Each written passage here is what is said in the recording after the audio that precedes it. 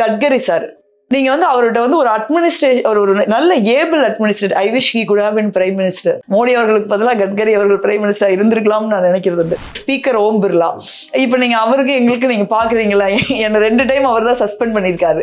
நாங்க நாடாளுமன்றத்துல நீங்க அவருக்கு எதிராக தான் பல போராட்டங்கள்ல நாங்க காங்கிரஸ் கட்சியாகவும் கூட்டணியாகவும் நடத்திருக்கேன். நான் பல முறை நான் முன்னின்று நடத்தியிருக்கேன். ஆனா நீங்க வந்து தனிப்பட்ட முறையில அவரை பார்க்க போனீங்கன்னா,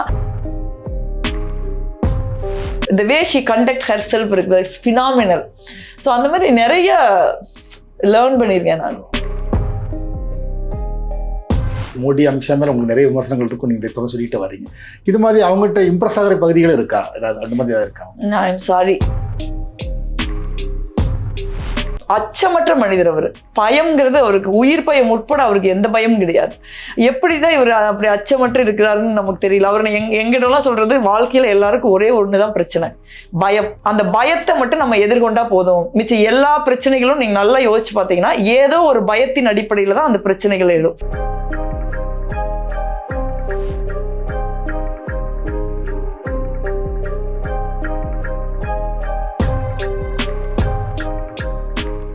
ரெண்டு முறை எம்பி ஆயிட்டீங்க, வந்து அந்த டெல்லி லைஃப் எப்படி இருக்கு, உங்களுக்கு பிடிச்சிருக்கா? டெல்லி லைஃப் எனக்கு ஒன்றும் புதுசு இல்ல. நான் 2006 இருந்து 2012 வரைக்கும் எங்க கட்சியில தேசிய இளைஞர் காங்கிரஸோட பொதுச் செயலாளராக பணியாற்றியிருக்கேன். ஸோ அப்போ டெல்லியில தான் நான் தங்கி இருந்திருக்கேன். டெல்லியில தங்கி தான் நாங்க இந்தியாவின் பல மாநிலங்கள் எனக்கு பொறுப்பு இருந்திருக்கு, நான் போயிட்டு வந்திருக்கேன். இப்போ எம்பியா இருக்கிறப்போ நம்ம அன்னைக்கு நான் நார்த் அவென்யூல தங்கியிருந்தேன், இன்னைக்கு மீனாபாகில் தங்கியிருக்கேன். நம்ம அதிக காலம் அங்க இருக்கிறது இல்லையில. நான் அப்பவும் நான் கட்சியில பொறுப்புல இருந்தப்போ நான் வந்து எனக்கு எந்த இன்சார்ஜ் ஸ்டேட் கொடுக்குறாங்களோ அங்கதான் இருப்பேன். ரொம்ப மீட்டிங் அந்த மாதிரி நான் மட்டும்தான் டெல்லிக்கு போவேன். இப்போ வந்து நாடாளுமன்ற கூட்டத்தொடர் நடந்தாலோ இல்ல நாடாளுமன்ற நிலைக்குழு கூட்டம் நடந்தாலோ மட்டும்தான் நான் டெல்லிக்கு போவேன். இல்லைன்னா நாங்க கூட்டத்தொடர் எனக்கு வெள்ளிக்கிழமை முடியுது காலையில, வெள்ளிக்கிழமை சாயங்காலமே எல்லாம் பெட்டி கட்டிட்டு வந்துடுவேன் நான்.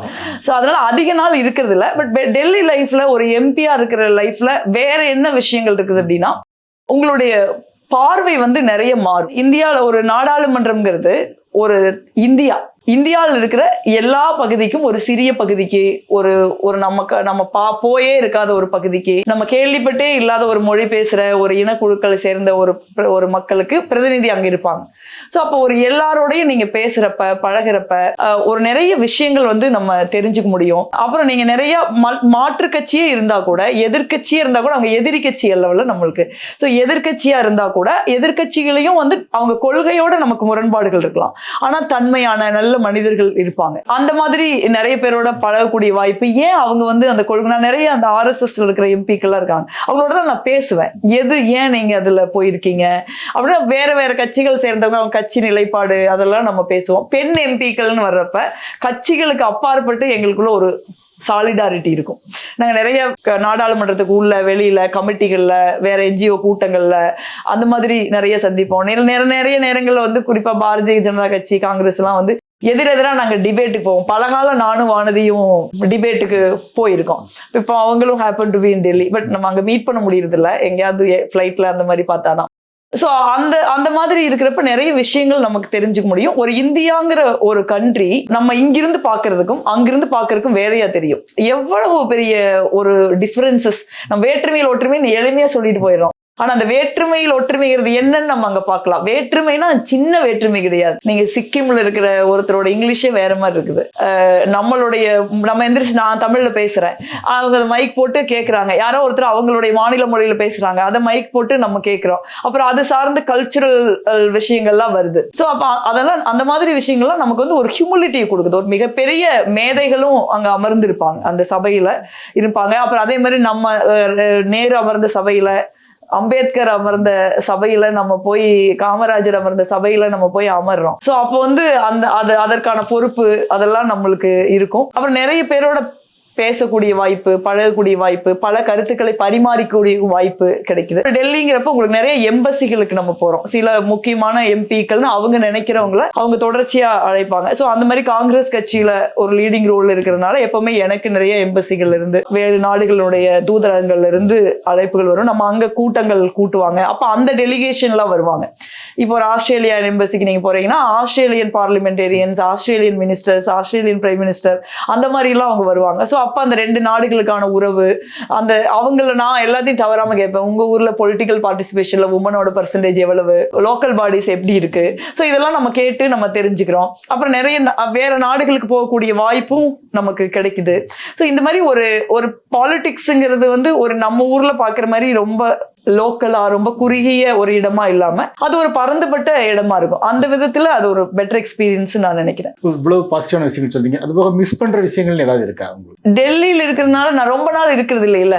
இப்ப நம்ம வந்து இப்ப நீங்க ஒரு கூட்டத்தொடர் நடக்குதுன்னு வச்சுங்க, கூட்டத்தொடர் 4 வாரம் நடக்குதுன்னா சனி ஞாயிறு ஊருக்கு வந்துட்டு போயிடுறோம் பெரும்பாலும். அப்புறம் அந்த கூட்டத்தொடர் முடிஞ்ச உடனே நம்ம வந்துடுறோம். அந்த கூட்டத்தொடர்ல வந்து எனக்கெல்லாம் பயங்கர எங்கேஜா இருக்கும். ஏன்னா நான் வந்து என்னோட எம்பி பதவியை நான் ரொம்ப சீரியஸா எடுத்துக்குவேன் தனிப்பட்ட முறையில. அதனால நிறைய வந்து நான் படிப்பேன். ஒரு மசோதாவில் பேச போறதுக்கு முன்னாடி நான் அப்படிலாம் படிக்காம அப்படிலாம் ஆஃப் பேக்கடாலாம் போக மாட்டேன். அதே மாதிரி அந்த ஒரு மசோதாவில் நான் பேசல அப்படின்னா கூட அந்த மசோதா ரொம்ப முக்கியமான மசோதாவா இருந்தா, இப்ப வக்ஃப் போர்டு வருது, இப்ப நான் படிச்சுட்டு இருக்கேன், இப்ப ஜேபிசி வருது, ஜேபிசி ரிப்போர்ட் டேபிள் பண்ணாங்கன்னா போய் ஜேபிசி ரிப்போர்ட்டை படிப்பேன்.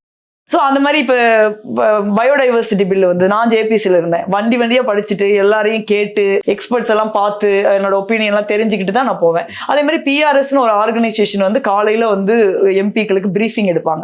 அது ஒரு பிரைவேட் ஆர்கனைசேஷன். அங்கே நான் காலையில் எழுந்திரிச்சு நேரமே எவ்வளோ குளிராக இருந்தாலும் நடுங்கிட்டு ஒரு கோட்டை எடுத்து போட்டுக்கிட்டு போயிடுவேன். ஸோ அந்த மாதிரி பிஸியாக இருக்கும். அப்புறம் சில நேரம் வந்து நீங்கள் காங்கிரஸ் கட்சியில் நமக்கு ஒரு நல்ல ரோல் இருக்குதுங்கிறதுனால, ஒரு அறிமுகம் இருக்குதுங்கிறதுனால நிறைய மக்கள் வந்து நம்மளை சந்திப்பாங்க. நிறைய என்ஜிஓக்கள், நிறைய அமைப்புகள் நம்மளை சந்திச்சு ரெப்ரசன்டேஷன்ஸ் கொடுப்பாங்க. அவங்களோட டிஸ்கஷன் எல்லாம் பண்ண வேண்டி இருக்கும் நம்ம. அப்புறம் இந்த மாதிரி எம்பசிகள்ல தூதரகங்கள் அழைப்புகள் இருக்கும், தூதரக அழைப்புகளுக்கு நம்ம போவோம். இப்ப நிறைய படிப்போம்.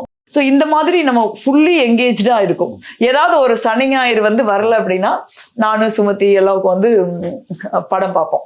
அதனால டெல்லியில ஃபாஸ்டா போயிடும். சில பேர் இங்கிருந்தும் வருவாங்க, தமிழ்நாட்டில இருந்து வேற மாவட்டத்தை சேர்ந்தவர்கள்லாம் இருப்பாங்கல்ல, அவங்களாம் ஏதாவது இஷ்யூன்னு எடுத்துட்டு வருவாங்க. அங்க ரொம்ப பேக்கடா இருக்கும், நீங்க அங்க ஃப்ரீயாவே இருக்காது. நீங்க சொன்னீங்க வந்து நிறைய இந்தியாவோட எல்லா பக்கங்கள்ல இருந்து ஒரு எம்பிகள் வராங்க வந்து, ஸோ அவங்களோட பழகிறதுக்கான வாய்ப்புகள் கிடைக்குது, நிறைய விஷயங்கள் கற்றுக்க முடியுது. அப்படி பழகின வகைகளில் உங்களுக்கு நண்பர்களாக கிடைச்சவங்ககிட்ட இருந்து நீங்கள் கற்றுக்கிட்ட விஷயங்கள் என்ன? ரொம்ப உங்களை இம்ப்ரெஸ் பண்ணவங்க யாரு? நிறைய விஷயம் இருக்கு. அகர்வால்னு ஒரு எம்பி இருந்தாங்க. அவங்க வந்து ஒரு நீண்ட RSS பேக்ரவுண்ட் உள்ளவங்க, ஒரு நல்ல மனிதர். ஒருத்தர் ஏன் ஒரு கொள்கையை தேர்ந்தெடுக்கிறாங்கன்னு நம்ம சொல்ல முடியும். அவர் வந்து ஒரு பாரதிய ஜனதா கட்சி எம்பி, ஒரு மூத்த எம்பி, அவர் ஒரு லிஸ்டட் சேர் அவரு. பட் ஆனா அவ்வளவு ஒரு ஹியூமிலிட், நம்ம கொஞ்சம் விலகி இருப்போம் இல்லையா. ஸோ நம்ம பார்த்துட்டு அவரா வந்து சொன்னாரு, நீங்க ரொம்ப பிரைட்டா இருக்கீங்க, இப்ப ரொம்ப சின்சியரா இருக்கீங்கம்மா, எல்லா இடத்துலயும் உட்காந்து எதையா கத்துக்கிட்டு இருக்கீங்களே அப்படின்னு சொல்லி பேசி பாராட்டுவாரு. ஸோ நமக்கு வந்து ஓகே, ஒரு அரசியல் சார்புகள் நமக்கு இருந்தா கூட அந்த ஒரு வயதான மனிதர், ஒரு நீண்ட நெடிய எக்ஸ்பீரியன்ஸ் உள்ளவர், எல்லாரும் ஒரு புன்னகையை அவரு வச்சிருப்பாரு. 2வது கட்கரி சார். நீங்க வந்து அவர்கிட்ட வந்து ஒரு அட்மினிஸ்ட்ரேஷன், ஒரு நல்ல able administrator. I wish he could have been prime minister. இந்த பாரதிய ஜனதா கட்சி இதுல நான் always I wanted to Rahulji as a prime minister. Bharatiya Janata கட்சி ரூல்ல அவங்க தான் ஜெயிச்சிட்டாங்கிறப்ப மோடி அவர்களுக்கு பதிலாக கட்கரி அவர்கள் பிரைம் மினிஸ்டர் இருந்திருக்கலாம்னு நான் நினைக்கிறது உண்டு. ஒரு நல்ல அட்மினிஸ்ட்ரேட்டர், நீங்க சொல்றத காது கொடுத்து கேட்பாரு. எந்த கட்சி எம்பிலாம் அவர் பார்க்க மாட்டாரு. நீங்க என்ன நோக்கத்தோட போறீங்க, உங்களுக்கு எவ்வளவு தூரம் விஷயம் தெரிஞ்சிருக்கு, நீங்க எவ்வளவு வேலை செய்யணும்னு நினைக்கிறீங்கிறத துல்லியமா கணிச்சிருவாரு. அதே மாதிரி நீங்க இப்ப ஒரு மனு கொடுத்துட்டு வந்துடுறீங்க, ஒரு 3 மாசம் கழிச்சு நான் விடவே மாட்டேன், ஃபாலோ அப்புக்கு போவேன். இப்ப ஃபாலோ அப்புக்கு போனீங்கன்னா நான் நம்ம தொகுதியில வந்து நிறைய இடங்கள்ல பிளாக் ஸ்பாட் இருந்தது. நேஷனல் ஹைவேஸ்ல அதிகமா ஆக்சிடென்ட் நடக்கும். 20 வருஷமா அதை யாரும் கண்டுக்கவே இல்லை. 10,000 பேருக்கு பக்கமா இறந்து போயிருக்காங்க. நாங்க 5 பிளாக் ஸ்பாட்டோட ஆரம்பிச்சேன் நான் எம்பி வேலையை. இன்னைக்கு வந்து 30 பிளாக் ஸ்பாட் நாங்க ஐடென்டிஃபை பண்ணி 18 பிளாக் ஸ்பாட்ல வேலை முடிச்சிட்டோம். 272 கோடி ரூபாய் நான் பணம் அவருக்கு வாங்கி வேலையை முடிச்சிருக்கோம். இப்போ இன்னொரு 150 கோடி ரூபாய்க்கு திருப்பி ரெக்வஸ்ட் கொடுத்துருக்கு. இப்போ நீங்க 3 மாசம் கழிச்சு ஃபாலோ போறீங்களா, அப்பாயின்மெண்ட் கேட்டீங்கன்னா என்ன விஷயமா பாக்குறீங்கன்னு உங்களுக்கு கேட்பாங்க. நீங்க மேட்ரு சொன்னீங்கன்னா நீங்க அங்க போறப்ப எல்லா எம்பிகளும் கூப்பிட்டு சொல்லிடுவாங்க இன்னைக்கு இருப்பாங்க. அப்பாயின்மெண்ட் கூப்பிட்டவங்கள கூப்பிட்டு விடுவாங்க, இல்லைன்னா ஒரு நாள் ஸ்பெஷலா அங்க இருப்பாங்க. அந்த எல்லா ஆபீஸரும் அங்க வந்து நம்மளுடைய ஃபைலோட உட்காந்துருப்பாங்க. அப்புறம் நம்ம முதல்ல அந்த ஆபீசரோட டிஸ்கஸ் பண்ணிட்டு, அப்புறம் அங்க ஏதாவது குறை இருந்ததுன்னா இப்போ என்ன ஜோதி என்ன ஆச்சுன்னு கேட்பாரு. நம்ம இப்படி சொன்னோம்னா உடனே பண்ணி கொடுத்துருவாரு. ஸோ அந்த அட்மினிஸ்ட்ரேஷன் இருக்குது இல்ல, ஒருத்தரோட ஒரு மனுவை சீரியஸா எடுத்துக்கிட்டு ஒரு அமைச்சர், அது எதிர்கட்சி எம்பியோ எந்த எம்பியோ எல்லாரும் ஓட் போட்டிருக்காங்க, நம்ம சிறப்பா வேலை செய்யறோம்னு அவருக்கு தெரியுது. ஸோ அந்த மாதிரி விஷயங்கள். அப்புறம் நீங்க இந்த ரொம்ப யங் எம்பிஸ் இருப்பாங்க, ஒரு 26 வயசுல கரெக்டா எம்பிஸா வந்திருப்பாங்க. ஸோ அவங்களுக்கு ஒரு எக்ஸைட்மெண்ட் இருக்கும். So they're full of energy. So அந்த மாதிரியான விஷயங்கள்ல வந்து அவங்கெல்லாம் ஸ்டீரியோ டைப் பார்லிமெண்டேரியன் கிடையாது. அவங்களாம் ஸோ தேர் ஆல் வெரி ஃப்ரீ சோல்ஸ். அந்த வயசுக்கே உரிய ஆஸ்பிரேஷன்ஸு, அந்த வயசுக்கே உரிய லைஃப், அந்த வயசுக்கே உரிய எனர்ஜி அப்படி இருப்பாங்க. ஸோ நீங்க அவங்கள வந்து அவுட் சைட் பார்லிமெண்ட் பாக்குறப்ப, ஈவன் இன்சைட் பார்லிமெண்ட் பாக்குறப்ப நம்மளோட பழைய வெர்ஷன் அவங்க ஞாபகப்படுத்துற மாதிரி இருப்பாங்க. அப்ப வி ஷுட் திங்க், இல்ல நம்ம என்ன still we can be there அப்படின்னு நினைக்கலாம் நம்ம. ஸோ அந்த மாதிரியான இன்ஸ்பிரேஷன்ஸ் எல்லாம் இருக்கும். காங்கிரஸ் கட்சியில தான் நம்ம இருக்கோம் அப்படின்னா கூட, காங்கிரஸ் கட்சிக்குள்ளேயே நம்ம இருக்கோம் அப்படின்னா ஒரு சீனியர் லீடர்ஸோட வேலை கட்சி ரீதியா வேலை செஞ்சிருப்போம். ஆனா வந்து நீங்க வந்து ஒரு பார்லிமெண்ட் ரீதியா நம்ம வேலை செஞ்சிருக்க மாட்டோம். ஸோ அப்போ வந்து காங்கிரஸ் கட்சியில் அந்த பில்லு அந்த மாதிரி விஷயங்கள்லாம் ரொம்ப சீரியஸாக எடுத்துக்குவாங்க. அப்போ நம்ம போய் கேட்குறேன்னு வச்சுங்க, இது எப்படி அணுகலாம் அப்படின்னா, அதற்கு முறையாக ஒரு ரிசர்ச் டிபார்ட்மெண்ட் வச்சிருக்காங்க. அந்த ரிசர்ச் டிபார்ட்மெண்ட்ல நமக்கு வந்து இதெல்லாம் ராகுல்ஜி வந்ததுக்கப்புறம் காங்கிரஸ் கட்சியில் கிரியேட் பண்ணப்பட்ட அமைப்புகள், அதில் வந்து நமக்கு ஃபுல்லாக அசிஸ்ட் பண்ணுவாங்க. ஸோ ஒரு சிஸ்டமேட்டிக்காக ஃபாரின் கண்ட்ரீஸ்லாம் இருக்கிற மாதிரி காங்கிரஸ் கட்சி எம்பிக்களுக்கு உள்ள ஒரு அசிஸ்டன்ஸ் இருக்கு. ஒரு கொஸ்டின் போடுற நிறைய கொஸ்டின்கள் நமக்கு சொல்லுவாங்க. ஒரு பில்லுக்கு ஒரு பிரீஃபிங் வரும். இல்லை நம்ம வந்து ஒரு பெட்ரோல் டீசல் 5 வருஷமா இவ்வளவு வித்திருக்காங்க, 10 வருஷமா எவ்வளவு வித்திருக்காங்க, எவ்வளவு டாக்ஸ் போட்டிருக்காங்க, அப்படிலாம் டீடைல் கேட்டோம்னா அதெல்லாம் நமக்கு பண்ணி கொடுப்பாங்க. ஸோ அந்த மாதிரி ஸ்ட்ரக்சரலா ஒரு விஷயத்த வந்து எப்படி பண்றது அப்படின்னு நான் கத்துக்கிட்டு இருக்கேன். அதனால எல்லார்கிட்டமே வந்து கத்துக்கிறதுக்கு ஏதோ இருக்கு. இப்போ ஸ்பீக்கர் ஓம் பிர்லா, இப்போ நீங்க அவருக்கு எங்களுக்கு நீங்க பாக்குறீங்களா, என்ன 2 டைம் அவர் தான் சஸ்பெண்ட் பண்ணியிருக்காரு. நாங்க நாடாளுமன்றத்துல நீங்க அவருக்கு எதிராக தான் பல போராட்டங்கள்ல நாங்க காங்கிரஸ் கட்சியாகவும் கூட்டணியாகவும் நடத்தியிருக்கேன். நான் பல முறை முன்னின்று நடத்தியிருக்கேன். 2 முறை அவர் என்னை சஸ்பெண்ட் பண்றாரு. பல முறை நாங்க 2 பேரும் எக்ஸ்சேஞ்ச் வெரி ஸ்ட்ராங் ஒப்பீனியன் அந்த மாதிரிலாம் இருக்கும். ஆனா நீங்க வந்து தனிப்பட்ட முறையில அவரை பார்க்க போனீங்கன்னா, ஆனா ஸ்பீக்கரா இருந்தாலும் ஒரு சிரிச்ச புன்னகையை வச்சிருப்பாரு. எங்களுக்கு அவரோட செயல்பாடுகளை உடன்பாடு கிடையாது. ஏன்னா அவர் வந்து சபையை வந்து நியூட்ரலா நடத்த முடியாத ஒரு இக்கட்ல இருக்காரு. நரேந்திர மோடி, அமித்ஷா அவங்களாம் அவர் மேல பிரஷர் போடுறாங்க அப்படிங்கிறது அப்படிதான் நடக்குதாங்க. அதுல எங்களுக்கு உடன்பாடு கிடையாது. ஆனா நீங்க போனீங்கன்னா ஹி அப்ரிஷியேட் யூ. யாராவது உட்கார்ந்து இருந்தாங்கன்னா, she is full of energy, she fight with me every day அப்படின்னு சொல்லுவார் அவர். It's not a easy job. ஒரு சேருங்கிறது ஒரு ஈஸி ஜாப் கிடையாது, ஒரு ப்ரெஷரைசிங்கான ஜாப். அப்ப நீங்க அந்த இடத்துல வந்து நீங்க ஒரு மனிதரை வந்து ஹோலாவும் பார்க்கலாம். இல்ல ஒரு அவங்ககிட்ட இருக்கிற நல்ல விஷயங்கள், கெட்ட விஷயங்கள் எல்லாருமே, இல்ல சரியாக பண்ண முடியாத விஷயங்கள் எல்லாரும் சேர்ந்துதான் ஒரு மனிதர். யாருமே ஒரு மிஸ் பர்ஃபெக்ட், ஒரு மிஸ்டர் பர்ஃபெக்ட் கிடையாது. ஸோ நிறைய விஷயம் நம்ம அவங்ககிட்ட பிடிக்கலினா கூட ஒரு நல்ல விஷயம் அவங்ககிட்ட இருந்துச்சு அப்படின்னா அதை நம்ம அப்ரிஷியேட் பண்ணலாம், அவங்க உடன்படவே இல்லைன்னா கூட. ஸோ அந்த மாதிரி நிறைய விஷயங்கள் இருக்கும். கத்துக்கிட்ட விஷயம்னா, ராகுல்ஜியோட நான் ரொம்ப வருஷம் ஒர்க் பண்ணியிருக்கேன். கிட்டத்தட்ட now I'm into 18 years of working with him, youth காங்கிரஸ்ல எல்லாம். ஆனா ஒரு பார்லிமெண்ட்ல ஒரு எம்பியா, எல்ஓபியா, லீடர் ஆஃப் அப்போசிஷனா இருக்காரு. இருக்கிறப்ப வந்து அவர் வந்து எப்படி இருப்பாருன்னா, நீங்க வந்து நானே சிம்பிளா தான் இருப்பேன், நோன் ஃபார் மை சிம்பிளிசிட்டி. ஆனா மை பாஸ் அந்த ஹியூமிலிட்டியோட கோர் அவர். அதே மாதிரி நம்ம எப்படி இப்ப மத்தவங்களை எல்லாம் நான் பார்க்க பழகி இருக்கிறேன்னா, எனக்கு வந்து நம்ம எல்லாம் I told you, I am strongly opinionated. அப்ப நமக்கு ஆப்போசிஷன்ல இருக்கிறவங்க மேல நமக்கு அது கொள்கை சார்ந்த ஒரு எரிச்சல், இந்த மாதிரி மக்கள் அதை பண்றாங்க இதை பண்ணாங்க நமக்கு இருந்துகிட்டே இருக்கும். ஆனா ராகுல்ஜி என்ன சொல்லுவாருன்னா, அவங்களோட நம்ம பேசணும். அவங்களோட பேசல, அவங்களோட எங்கேஜ் பண்ணல அப்படின்னா நம்ம எப்படி அவங்களுடைய நிலைப்பாட்டை நம்ம புரிஞ்சுக்கிறது, நம்ம நிலைப்பாட்டை அவங்களுக்கு புரிய வைக்கிறது? கான்வர்சேஷன் தான் ஜனநாயகத்துல வந்து மெயின். நம்ம வந்து எல்லாருமே எதிர்கட்சி, யாரும் நமக்கு எதிரி கிடையாது, யாரையும் நம்ம வெறுக்க வேண்டியவா ஒதுக்க வேண்டிய தேவை கிடையாது அப்படின்னு அவர் சொல்லுவாரு. அதை வந்து அவர் எனக்கு புரிய வச்சிருக்காரு. அதனாலதான் என்னால இந்த மத்த கட்சியை சேர்ந்தவர்களோட ஒரு எங்கேஜ் பண்ண முடியுது. இப்ப நீங்க கட்சியில மட்டும் பணியில இருந்தீங்கன்னா கட்சி வேலை மட்டும் செஞ்சுக்கிட்டு இருப்போம். இல்ல கூட்டணி கட்சியில ஒரு ஊருக்குன்னா அவங்களோட ஒரு மாநாட்டுக்கு போவோம், ஒரு போராட்டத்துக்கு போவோம், அந்த மாதிரி தான். ஆனா ஒரு பார்லிமெண்ட்னு வர்றப்ப நீங்க எல்லாரையும் எதிர்கொள்ள, you don't have a choice.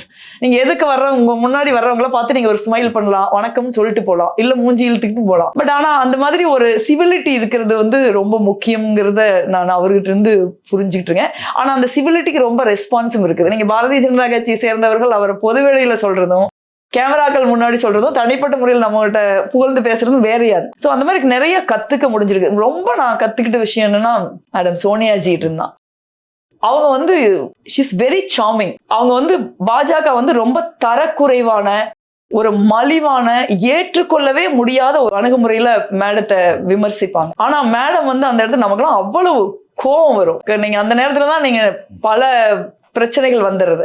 ஆனா மேடம் வந்து அப்படியே டிக்னிட்டி அண்ட் கிரேஸோட உட்கார்ந்துருப்பாங்க சிரிச்சுட்டு. நமக்கு என்ன நம்ம எல்லாம் கோவப்படுறப்ப அவங்க சொல்லுவாங்க, ஏன் கோவப்படுறீங்க, அவங்க தான் நம்ம பேசுறத கேட்க மாட்டாங்க, நம்மளாவது அவங்க பேசுறத கேட்கலாம் இல்லையா அப்படின்னு சொல்லுவாங்க. என்ன வேணா பேசினா எப்படி மேடம் கேட்க முடியும் அப்படின்னு சொல்லி, அது it shows their dignity, it shows their character Jothi, it's not ours அப்படின்னு சொல்லுவாங்க. ஸோ அந்த அசால்ட்டுக்கு மத்தியில எப்படி ஒருத்தர் வந்து தன்னோட டிக்னிட்டி, தன்னோட செல்ஃப் ரெஸ்பெக்ட் எல்லாத்தையும் வச்சு உட்கார்ந்துருக்கிறது. அந்த இடத்துல நீங்க பேசாமையே வந்து மேடம் வந்து ஒரு அவங்கள ஒரு பெரிய பேச்சு உரையாற்றுறதுக்கான இது உட்கார்ந்தே அதை நிரூபிச்சிருவாங்க. ஸோ அதெல்லாம் பார்த்தீங்கன்னா ரொம்ப நமக்கு the way she conduct herself இருக்கு, இட்ஸ் ஃபினாமினல். ஸோ அந்த மாதிரி நிறைய லேர்ன் பண்ணியிருக்கேன் நான். ஸோ நிறைய பேர் பற்றி சொன்னீங்க. இது மாதிரி வந்து இப்போ மோடி அமித்ஷா மேலே உங்களுக்கு நிறைய விமர்சனங்கள் இருக்கும், நீங்கள் தொடர்ந்து சொல்லிட்டு வரீங்க. இது மாதிரி அவங்ககிட்ட இம்ப்ரெஸ் ஆகிற பகுதிகள் இருக்கா, ஏதாவது அந்த மாதிரி ஏதாவது இருக்கா?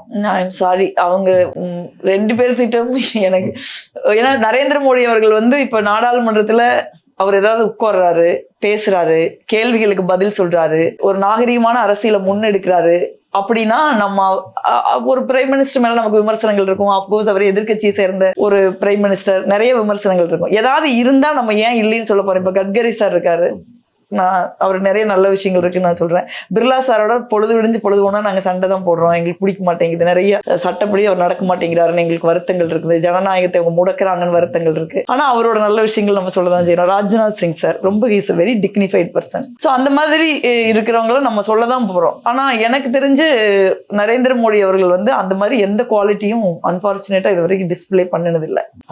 அமித்ஷா அவர்களை பொறுத்த வரைக்கும் ஒரு விஷயம் நான் என்ன பாக்குறேன்னா, is a hard worker, he planned things well. அந்த 2 விஷயம் நான் அமித்ஷா அவர்கள்ட்ட பார்த்திருக்கேன்.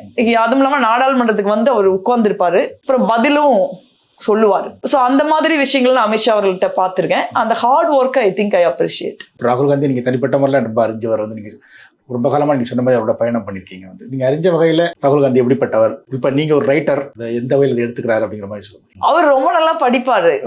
அவரு is a well read, is a avid reader.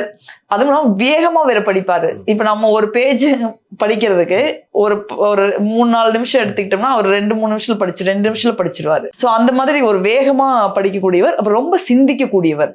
ஒரு என்சைக்ளோபீடியா மாதிரி. இப்ப நான் என்ன பண்ணா, I learn this shortcut.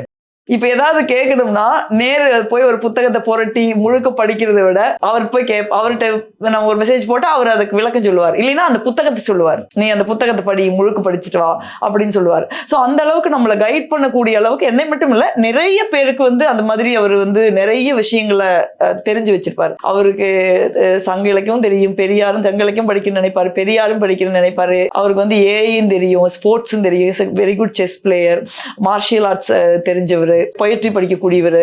So அந்த மாதிரி அவருக்கு தெரியாத ஏரியாக்களே இல்லை அப்படிங்கிற அளவுக்கு ஹஸ் அன் எக்ஸ்பர்டைஸ். அதை வந்து ரொம்ப சீரியஸா எடுத்துக்கிட்டு அவர் டைம் வேஸ்ட் பண்ண மாட்டார். நம்மளே இப்போ கொஞ்சம் அரட்டை அடிக்கலாம், அந்த மாதிரி ஸ்பேஸே அங்கே கிடையாது. அரட்டை அடிச்சா கூட he learn something with that. இப்போ நான் சில தமிழ்நாட்டு எம்பிக்களோட உட்காந்து கேன்டீன்ல டீ குடிச்சிட்டு அரட்டை அடிச்சிட்டு இருப்பாரு. அது அரட்டை தான். ஆனா அந்த அரட்டையில பாத்தீங்கன்னா தமிழ்நாட்டுடைய மொழி, தமிழ்நாட்டுடைய கல்ச்சர், தமிழ்நாட்டுடைய அரசியல், டிஎம்கேவோட ஆர்கனைசேஷன் ஸ்ட்ரக்சர் என்ன, எப்படி தமிழ்நாட்டுல அரசியல் கட்சிகள், அது சார்ந்துதான் இருக்கும் அந்த அரட்டை. ஸோ அதுக்கான ஒரு சின்சியரான எஃபர்ட்டை வந்து அவர் போட்டிருக்காரு. 2வது வந்து ஒரு அச்சமற்ற மனிதர். அவர் பயம்ங்கிறது அவருக்கு உயிர் பயம் உட்பட அவருக்கு எந்த பயமும் கிடையாது. எப்படிதான் இவர் அப்படி அச்சமற்று இருக்கிறாருன்னு நமக்கு தெரியல. அவர் எங்கிட்டலாம் சொல்றது, வாழ்க்கையில எல்லாருக்கும் ஒரே ஒண்ணுதான் பிரச்சனை, பயம். அந்த பயத்தை மட்டும் நம்ம எதிர்கொண்டா போதும், மிச்சம் எல்லா பிரச்சனைகளும் நீங்க நல்லா யோசிச்சு பார்த்தீங்கன்னா ஏதோ ஒரு பயத்தின் அடிப்படையில தான் அந்த பிரச்சனைகள் எழும். ஆனா அந்த பயத்தை மட்டும்தான் நம்ம கான்ஸ்டன்டா எதிர்கொள்ள பழகணும் அப்படின்னு சொல்லுவாரு. நான் நிறைய அதுக்கு பழகி இருக்கேன். ஒரு மெடிடேட் பண்ணக்கூடியவர், விபாஷனா மாதிரி மெடிடேட் பண்ணக்கூடியவர். அவர்கிட்ட இருந்தா எங்க எல்லாத்துக்கும் அந்த மெடிடேட் பண்ற பழக்கம் வந்து நிறைய பேர், அவர் தெரிஞ்சவங்களோ தெரியாதவங்களோ அரசியல் இருக்கிறவங்களோ இல்லாதவங்களோ நிறைய பேர் வந்து மெடிடேஷன்லாம் பண்றோம் விரும்பினா அவங்கள கைட் பண்ணக்கூடியவர். அப்புறம் வேதம் உட்பட எல்லாத்தையும் படிச்சவர். அதை பாஜக இவ்வளவு பேசுறாங்களே, நீங்க மதம்னு, ஏதோ ஒரு பாரதிய ஜனதா கட்சியின் தலைவர் ஒரு பொது மேடையில நரேந்திர மோடி அவர்களோ அமித்ஷா அவர்களோ யாராவது ஒரு பொது மேடையில ஏன் ராகுல் காந்தி எதிர்கொள்ளக்கூடாது, அன்னைக்கு ஹிந்து ராம் சார் எல்லாம் சேர்ந்து கூப்பிட்டாங்கல்ல, ராகுல் காந்தி வர்றவங்க தானே சொன்னாரு, வந்து பேசலாம்ல மோடி அவர்கள். ஸோ அந்த அளவுக்கு எல்லாத்தையும் தாண்டி ஒரு மிகப்பெரிய ஒரு ஹியூமிலிட்டி உள்ளவர், ஒரு சக மனிதனை எந்த விதமான அவங்க படிச்சவங்களா படிக்காதவங்களா ஏழையா பணக்காரங்களா ஆணா பெண்ணா உயர்ந்த சாதியா இல்லையா அப்படின்லாம் எதுவுமே பார்க்காம ஒரு சக மனிதனை ஒரு சரிசமமாக மதிச்சு அவர்களுடைய உணர்வுகளையும் கருத்துக்களையும் உள்வாங்கக்கூடியவர். ரொம்ப எளிமையானவர். அவர்கிட்ட ஒரு மொத்தமே ஒரு 10 செட் ட்ரெஸ்ஸோடு இருக்காதுன்னு நான் நினைக்கிறேன். ரொம்ப எளிமையானவர். இந்தியாவுக்கு கிடைச்சிருக்கிற காங்கிரஸ் கட்சிக்கும் இந்தியாவுக்கும் கிடைச்ச ஒரு மிகச்சிறந்த ஒரு கிஃப்ட் அவரு. இந்தியா கொஞ்சம் கொஞ்சமா அவரை புரிஞ்சுக்கிட்டு வருது. அதே மாதிரி ஒரு நல்ல சிந்தனை வயப்பட்டவர், ரொம்ப பொறுமையானவர். பொறுமையா இருக்குன்னு நான்லாம் கொஞ்சம் முதல்லலாம் சீக்கிரம் பொறுமை இழந்துடுவேன். அப்போ ஒரு கிளிப்புள்ளைக்கு சொல்ற மாதிரி சொல்லுவாரு, அரசியல் பொறுமை ரொம்ப முக்கியம், எது நடக்குதோ அதுக்கு ஏதோ ஒரு அர்த்தம் இருக்கும், அந்த நேரத்தில் நமக்கு அது ஒரு பெரிய வேதனையோ இல்லை ஒரு பெரிய இழப்பையோ பெரிய கோபத்தையோ கொடுத்தா கூட எதுவுமே வந்து சும்மா நடக்கிறது இல்லை வாழ்க்கையில அப்படின்னு சொல்றாரு. Yes, very strong philosophical understanding. அதை வந்து என்ன மாதிரியான ஆட்களை நிறைய பக்குவப்படுத்தி இருக்கு. நான் முதல்ல சொன்ன மாதிரி நீங்க வந்து ஒரு அரசியலாம் தாண்டி ஆரம்பத்துல ஒரு பேசிக்கா ஒரு ரைட்டர் வந்து, ஸோ இப்போ உங்களுக்கு அது எழுதுறதுக்கான வாய்ப்புகள் இல்லை படிக்கிறது, நீங்க ரொம்ப படிக்கக்கூடிய ஒரு கூட அதுக்கான நேரங்கள்லாம் கிடைக்குதா? கரெக்டா சொன்னீங்க. நான் ஆரம்பத்துல தான் ரைட்டர், இப்ப எழுதுறதே ஏறக்குறைய நிப்பாடினேன். சமயமா வந்து பாரத் ஜோடோ ரால்ஜி நடந்தாங்கல்ல, நான் ஃபுல்லா கன்னியாகுமரி டு காஷ்மீர் நடந்தேன். அதுல ஒரு கமிட்டி மெம்பராகவும் இருந்தேன். ஸோ அதுக்கு எங்க கட்சியில இருந்து ஒரு புக் கொண்டு வந்தாங்க. அந்த புக்குக்கு வழக்கம் போல போராடி ஒரு ஆர்டிக்கிளை வாங்கி பப்ளிஷ் பண்ணியிருக்காங்க. அதை பத்தியே நான் ஒரு புக்கு எழுதணும்னு நினைச்சிட்டு இருக்கேன். நான் அரசியல்ல தனிப்பட்ட முறையில நான் தவற விட்ட விஷயங்கள்ல ரொம்ப முக்கியமானது என்னுடைய எழுத்து. என்னுடைய வாசிப்பும் வந்து நான் வந்து முன்ன மாதிரி நிறைய ஃபிக்ஷன் என்னால வாசிக்க முடியல. நான் முதல்ல வந்து நாவல் பொயட்ரி தான் அதிகம் வாசிப்பேன், நான் ஃபிக்ஷன் கம்மியா வாசிப்பேன். இப்போ வந்து நமக்கு நான் ஃபிக்ஷன் மேல அதிக கவனம் போகுது. ஏன்னா அது சூழல் நிறைய விஷயங்கள் தெரிஞ்சுக்க வேண்டியிருக்கு, அந்த மாதிரியும் இருக்கு. நேச்சுரலா நான் ஃபிக்ஷன்ல இன்ட்ரெஸ்ட் இல்லைன்னு சொல்ல முடியாது. பட் ஃபிக்ஷனோ பொயட்ரியோ படிக்காம நான் ஃபிக்ஷன் மட்டுமே நான் படிச்சுக்கிட்டு இருந்தது இல்லை. இன்னைக்கு வந்து எப்போவாவது கொஞ்சம் நம்மளே டைம் எடுத்து படிக்க வேண்டியிருக்கு. அப்புறம் நிறைய நான் பயணம் பண்ணுவேன். நேற்று தான் நானும் என் ஃப்ரெண்டு ரேவதியும் பேசிட்டு இருந்தோம். ரொம்ப காலம் ஆயிடுச்சு, நம்ம எங்கேயாவது போயே ஆகணும், நமக்குள்ள இருக்கிற ஒரிஜினலான செல்ஃப் ரொம்ப ஏங்குதுன்னு சொல்லிட்டு இருந்தேன் நான். அந்த பயணங்கள் நம்மளால பண்ண முடியும். நிறைய காடுகள் மலைகள் நதிகள்னு எங்களோட பயணங்கள்லாம் வந்து ஒரு முன் திட்டமிடப்படாத ஒரு நாடோடிகளுடைய வாழ்க்கை தான் நான் வாழ்ந்துட்டு இருந்தேன். Thanks to my mother. So அந்த மாதிரி ஒரு லைஃப் இல்லை. அஃப்கோர்ஸ் அப்புறம் அம்மா இல்லாதனாலையும் லைஃப்ல நிறைய விஷயங்கள் மாறிடுச்சு.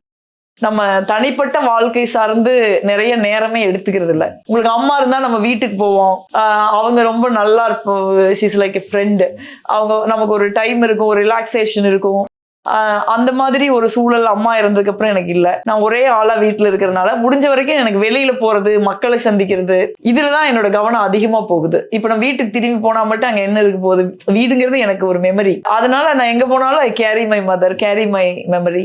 ஸோ அதனால வந்து நீங்க அதுவும் ஒரு காரணம். நீங்க வந்து ஒரு தனிப்பட்ட வாழ்க்கையினே ஒண்ணு நம்ம வச்சுக்காம இருக்கிறதுங்கிறதுனால பொது வாழ்க்கையிலேயே நிறைய நேரம் நமக்கு போயிருது.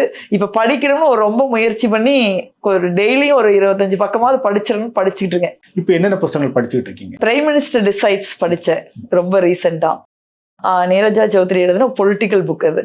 அது வந்து prime minister Nehru, prime minister Narendra Modi, இவங்க 2 பேரை தவிர இந்தியாவினுடைய அனைத்து பிரைம் மினிஸ்டர்ஸையும் ஒரு குறிப்பிட்ட அவங்களோட பீரியட்ல ரொம்ப ஒரு முக்கியமான விஷயத்தை எடுத்துக்கிட்டு அதை நோக்கி அதை பத்தி எழுதியிருக்காங்க. அதை பத்தி she throws light on that particular incident, particular period of prime ministership, particular individuals உடைய தாக்கம் அதெல்லாம். இப்ப விபி சிங்னா மண்டல் கமிஷன், நரசிம்மராவ்னா பாபர் மஸ்ஜித், இந்த மாதிரி சில விஷயங்களை எடுத்து எழுதியிருக்காங்க. நம்ம வந்து ஒரு we are not insiders. Prime minister ஆஃபீஸ்க்குள்ள என்ன நடக்குதுன்னு நம்மளுக்கு தெரியாது. ஸோ அப்போ வந்து நம்ம நிறைய விஷயங்கள் வந்து நமக்கு ஆச்சரியமாகவும் இருக்கு, இவங்கெல்லாம் இப்படியா பண்ணியிருப்பாங்க அப்படிங்கிற மாதிரியும் இருக்கு. ஸோ அந்த மாதிரி ஒரு நல்ல ஒரு நமக்கு தூரத்திலேயே இருந்து நம்ம இப்படிலாம் இருக்குமா இல்லையான்னு தெரியாத ஒரு விஷயங்கள், இந்த முடிவு எப்படி எடுக்கப்பட்டிருக்கும் அப்படின்னுங்கிற விஷயங்கள்லாம் வந்து அதுல ரொம்ப டீட்டெயிலாக இருக்கு. நான் பொலிட்டிக்கலா இன்ட்ரெஸ்ட் உள்ளவங்க கடந்த ஒரு 40 ஆண்டு கால பொலிட்டிக்கல் வரலாற்றுல இந்தியாவில் ஒரு முக்கியமான தாக்கத்தை ஏற்படுத்துகிற நிகழ்ச்சிகளை பத்தின ஒரு counter view. Maybe people like me may not agree few views in that book, but still it's a very good book. இப்ப கையில படிச்சுக்கிட்டு இருக்கிறது விபி சிங் அவர்களை பத்தின ஒரு டிஸ்டர்ப்டர்ங்கிற ஒரு புக்கு. அதை படிச்சுட்டு இருக்கேன். எப்படி ஒரு ராஜா வந்து ஒரு ஜனநாயகத்துக்கு வந்து பிரைம் மினிஸ்டர் ஆகிறாருங்கிற ஒரு கதை மாதிரி இருக்குது. ரொம்ப நல்லா இருக்கு, படிச்சிருக்கேன். இப்போதான் அந்த படிக்கணுங்கிற கமிட்மெண்ட்டுக்கு வந்து சேர்ந்துருக்கேன். டெய்லி தூங்குறதுக்கு முன்னே 1 மணி நேரம் படிச்சுட்டு தான் படுத்துட்டு இருக்கேன். இப்போ நன்றி.